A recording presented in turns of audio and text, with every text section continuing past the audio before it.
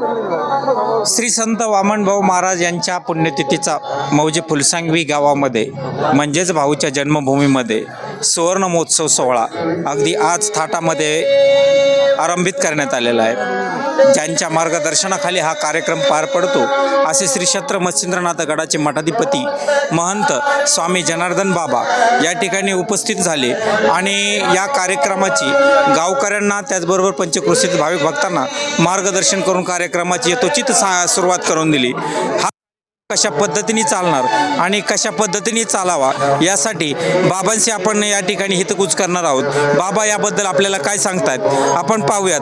बाबा, आज सप्ताहाचा पहिला दिवस आहे आणि सुवर्ण महोत्सव सोहळा आहे। गेल्या अनेक वर्षापासून तुम्ही फुलसांगवी नगरीमध्ये महंत वैकुंठवासी बाबा असतानाही इथं उपस्थित होतात। त्यांच्या मार्गदर्शनाखाली खाली कार्यक्रम चालत होता आणि आजही कार्यक्रम दिवसेंदिवस व्यापक होत चालला आहे। कशा पद्धतीने तुम्हाला काय त्याबद्दलची भावना आहे आणि कशा पद्धतीने हा कार्यक्रम चालतो याबद्दल सांगा। गुरुनाम गुरु वामनभाऊ महाराज यांचा कार्यक्रम प्रतिवर्षी नूतन असा वाढत आहे आणि यावर्षी तर इतका जनसागर अथांग आला आहे आणि 9 तरुण कंपनी सर्व उत्सवित आहेत। कारण दिसतं आपल्याला की ह्यावर्षी रथामध्ये म्हणून मच्छिंद्रगडावरून वाजत गाजत आले, परिसरामध्ये सगळे दिंड्या आल्या आहेत, पुन्हा बरेच पथक बोलवले आहेत आणि एकदम रंगीत संगीत कार्यक्रम 2-2.5 तास झाला आहे। मोठा ध्वज उभारला आहे आणि 9 तरुणांच्या मनामध्ये इतका भाऊबद्दल आदर आहे, परिसरामध्ये आदर आहे।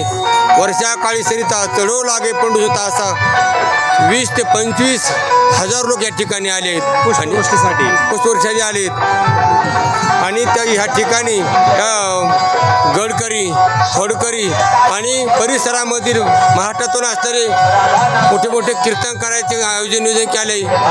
पण हरिभक्त परायण प्रकाश महाराज पठाडे साठे यांचं सुद्धा श्रीमद भागवत कथा आहे आणि असं गायक वादक आणि अशी मोठी सोर संधी आहे। परिसरातील लोकांनी सर्वांनी काही भरभरून यावं आणि आनंद लुटावा। यावर्षी वेगळं पण काय वाटतंय? सगळंच वेगळं आहे। लक्षामध्ये एकदम प्रत्येकाच्या मनात उत्सव आहे, भाऊचा सुवर्ण उत्सव आहे। कारण मागं सुरू करा आपण होतो आणि पुढच्या आपण अमृत पोचर राहणार नाहीत। मग या संधीचं सोनं करून घ्यावा पण प्रत्येकाच्या मनामध्ये असल्यामुळे एकदम नवीन नूतन असं वातावरण झालं आहे। एकदम पंढरीसारखं वातावरण झालं आहे, आळंदीपडी वातावरण झालं आहे, कार्तिक वारीसारखं वातावरण झाले, नवे कुंभमेळ्यासारखं झालं आहे। म्हणून ह्या ज्ञानगंगेमध्ये नाले असं नावून घ्यावं आणि जीवन सार्थक करून घ्यावी। ही सर्व हा कार्यक्रम महंत वैकुंठवासी निगमानंद बाबांनी जे त्यांच्या मार्गदर्शनाखाली अनेक दिवसापासून चालला, त्यांच्याच कृपेने हा कार्यक्रम दिवसेंदिवस मोठा होत गेला आणि सुदैवानं पुढं याची धुरा आपल्या खांद्यावरती आली। ही सांभाळताना आपल्याला काय वेगळं पण वाटतं? महाराज गुरुनाम गुरु वामनभाऊ महाराज आणि त्यांचे शिष्य असणारे गुरु स्वामी निगम महाराज त्यांच्याकडे 3-3.5 वर्ष त्यांच्याकडे राहिले। त्यांना भाऊंची माळ आहे आणि या परिसरामध्ये गावकरीचे पहिले माणसांचे जुने माणसं त्यांनी सुरू केला। आतापासून इथपर्यंत महाराजांच्याच कालीच कीर्तन झाले आणि प्रतिवर्षीचे महाराज कीर्तन जायचे। पण ज्यावेळेस रौप्य महोत्सव झाला आणि प्रत्येक गावाने विनंती केली, बाबा तुम्हाला या ठिकाणी राहावं लागेल आणि तुम्हाला कार्यक्रम पार पाडलो। गुरु स्वामी महाराज रावट्या ठोकून 8 दिवस या ठिकाणी राहायचे आणि महाराज जवळजवळ 2019 पर्यंत महाराज कीर्तन करायचे। बरोबर। आणि महाराज ब्रह्मामध्ये विलीन झाले तरी गावकऱ्यांनी बदल न केला। ती गुरूंची जी परंपरा आहे त्याच परंपरा आम्ही सेवा करतो, आम्ही राहत आहोत। आता कार्यक्रम दिवसेंदिवस व्यापक होत चालला, मोठा होत चालला। या पाठीमाग गुरुदेवाची त्याचबरोबर संत वामनभाऊ महाराजाची अशी काही दैवी शक्ती आहे का? असतेच महाराज। श्रीगुरु सारखा असता इतरांचा लेखा कोण करी, कारण त्यांच्या आश्वास चालतच नसतं ते।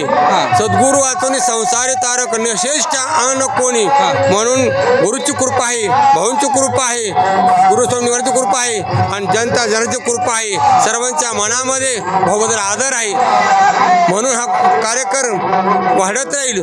असे कितीतरी येतील किती जातील पण हा कार्यक्रम असं वर वाढत राहणार आहे, कारण ही दैवी शक्ती आहे, साधूंच आहे. वारे हाती माप चाले सजनाचे, कीर्तिमुखी जाचे नारायण. निगमानंद बाबा हे वैकुंठवासी वामन भाऊ महाराजांचे शिष्य होते. आज सुदैवाची गोष्ट अशी आहे की वामन भाऊचे शिष्य निगमानंद बाबा आणि निगमानंद बाबाचे शिष्य तुम्ही आहेत. तुमच्याकडून हा ही सेवा घडते, याबद्दल काय?